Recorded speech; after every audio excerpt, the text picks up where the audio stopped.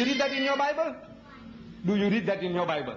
Book of Ezekiel, chapter 20. But righteousness is also as much of a free gift as faith is in the Christian understanding. Righteousness is a gift from God, just like eternal life is a gift from God. So we don't have righteousness on our own. When you compare, my sister, look, you see, the Christian world has really gone down the drain, according to Jimmy Swaggart. According to his books, you must read them. If you haven't got them, you must get them. On sodomy, homosexuals, get that. On pornography, get it. On incest, get it. On alcohol, get it. And he's telling you, America, he says, God must judge you. And if he doesn't, he said he might have to apologize to Sodom and Gomorrah for what he did to them. This is Jimmy Swaggart talking. This is where you have gone. After 2,000 years of Christianity. Look, you're Sodomites. Here in New York, you have 1 million more women than men. If every man in New York gets married, there'll be 1 million women who can't get husbands. Yeah. And out of your manpower you have here, 1/3 are gays, Sodomites. 1/3 are gays. Your prison population, 98% are men. And men will have cold feet for so many different reasons. Can you imagine your problem? There are 7.8 million more women in America than men. If every man in America got married, there will still be 7.8 million who can't get husbands. And we know every man will never get married. You know that for so many reasons. So there are about 20 million more women in America who can't get husbands. 20 million who can't get husbands. What's the solution?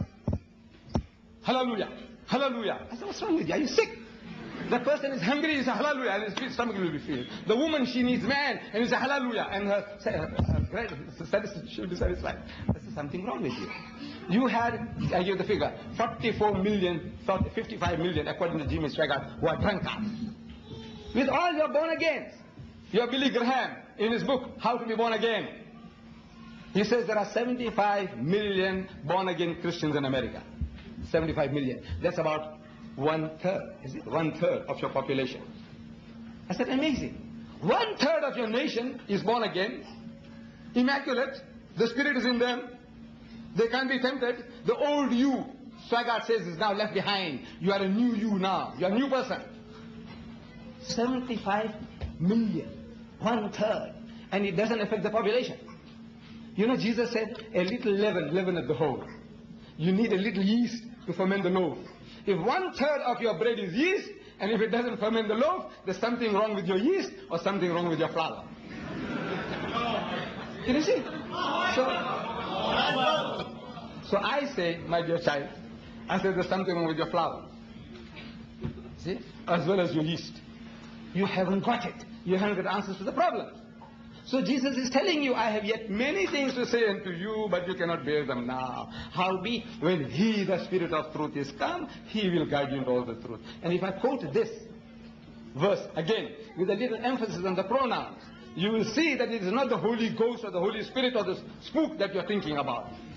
Listen, Jesus says, I have yet many things to say unto you, but ye cannot bear them now. Howbeit, when He, the Spirit of truth, is come, He will guide you into all truth. For He shall not speak from Himself, but what things shall He hear, that shall He speak, and He shall declare unto you the things that are to come. He shall glorify Me. 8 masculine pronouns in one verse. I said, it ill befits a ghost, a spook, or a spirit. You agree?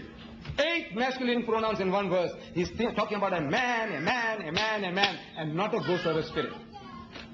And He'll guide you into all truth, meaning He'll supply solution to all your problems. You haven't got them.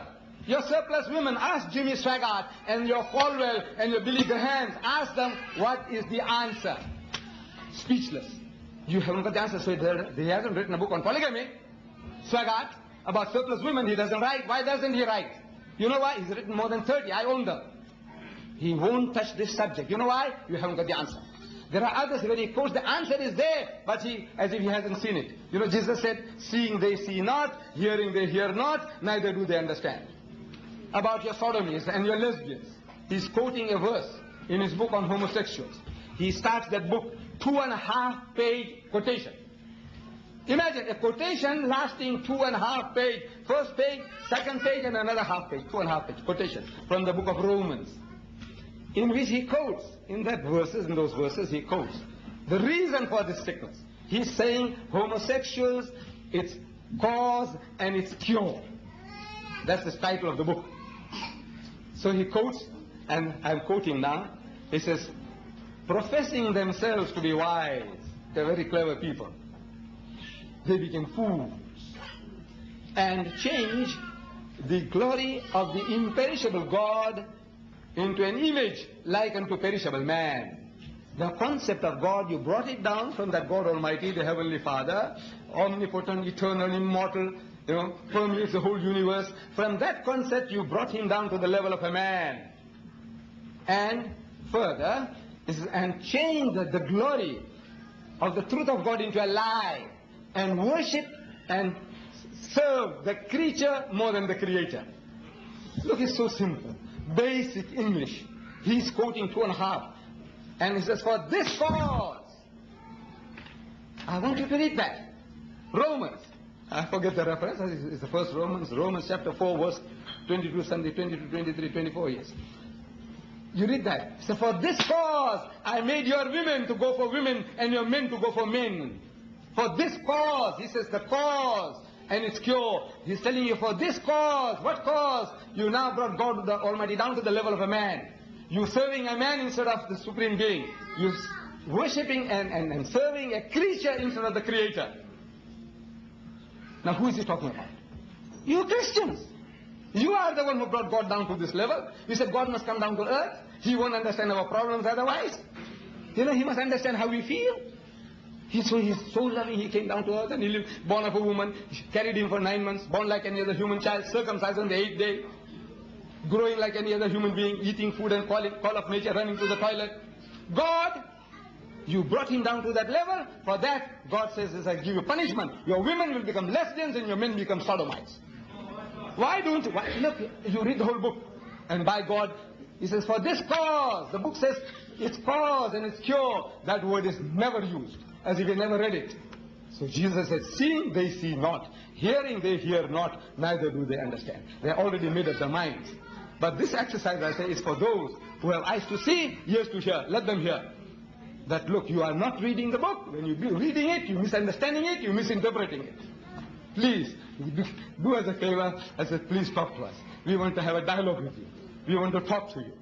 You see? And see our point of view. Maybe we are wrong. We want you to reprogram us as we want to reprogram you. But the language is me, myself. I just can't help it. I am born a militant fellow in a militant family. My father was militant. I am militant. My brothers are all militant. And I can't help it, My voice, my size, everything, creates that impression that I'm fighting you. I'm scolding you. But my child, I'm not doing that. This is my nature. I just can't help it. So you'll forgive me for my tone, everything. But I mean well. Please.